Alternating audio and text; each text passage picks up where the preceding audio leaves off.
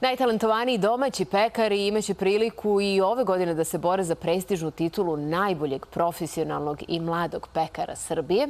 Do kada je otvoren ovaj konkurs, ko sve može da učestvuje, to je otišla da proveri naša Bojana Bojović. Bojana? Tako je, Majo. Kad biste znali samo u kakvom mirisu sam trenutno, ne mogu da odolim ovim bagetima koji su upravo sada izvađeni iz pećnice. Inače, treća po redu pekarijada se dešava vrlo brzo. Konkurs traje narednih 7 dana, dakle do 15. A pored mene je Dalibor Cvejić, supervizor takmičenja, pekar, učesnik na evropskom takmičenju kao predstavnik naše zemlje. Evo odmah da mi kažete prvo, hoćemo li mi napraviti baš ovakve bagete? Baš tako. Šta je važno za te bagete pre nego što pređemo na takmičenje, pošto su mi obuzeli pažnju? Šta je bitno? Bitno je da ovaj baget bude ovako, treba da ima dobru strukturu. To je miriše ovako. Miris, kvasac. Kvasac. Danas hoće domaćice da umesto kvasa da stave malo i kisele vode ili sode. Šta kažete na to? Kvasac je mnogo bolji, zato što on daje i miris, i ukus, i sve drugačije.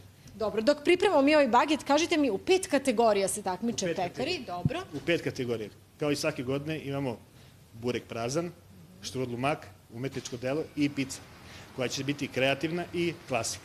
A za mlade pekare imamo pogačicu sa čvarcima. Sad, kako uopšte žiri uspe da odluči koja je to, na primjer, najbolja štrudla, pošto tamo nisam ja došla da se takmičim, jel tako, pa da vam bude lako da ko će biti pobednik, nego prosto to su sve profesionalci. Šta je najvažnije da bi neko pecivo pobedio?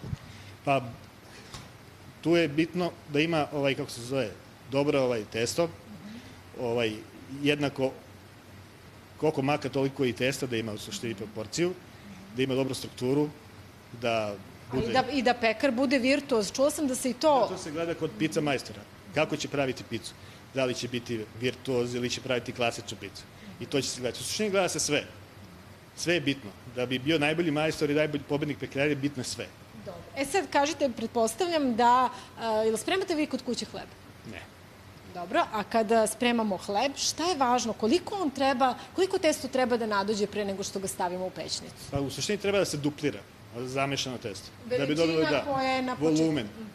Volumen testa zamešanog od početka do pečenja treba da se duplira. To je najvažnije. A ono kada... Kvasac da odradi svoje, sve u svemu tu i da bi dobili kvalitetan hleb. Vreme? Pa proizvodnje jednog hleba potrebno skoro 2 sata. Hvala.